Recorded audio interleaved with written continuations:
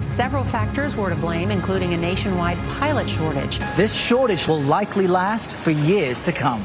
This is a national issue. It's affecting the whole domestic aviation industry. Many airlines say that they don't have enough pilots to fly their scheduled flights because you just don't crank out pilots from a pilot factory. It takes a long time to train to get those hours to be good at that job. It's well into the six figures to get all those hours and all those ratings. Truth is, if they paid their people more, we probably wouldn't have had this thing brewing for so long. The real problem now is how do you attract new pilots? There will not be enough pilots for about 5 years. American calling the cuts a response to regional pilot shortages. Every airline is on the hunt for pilots. Pilot contract negotiations continue for several big carriers. More than 1,300 Southwest Airlines pilots on the picket line. All of the major airlines right now are negotiating contracts. Whomever has the best contract is really going to be able to recruit and retain the best possible pilots there are.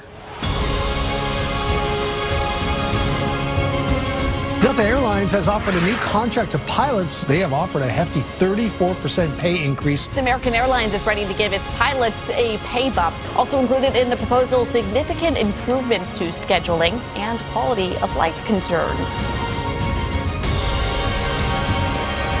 Horizon Air ratifying a new contract, making them the highest paid pilots of any regional airline. If you raise the pay, you might be able to solve it pretty quickly.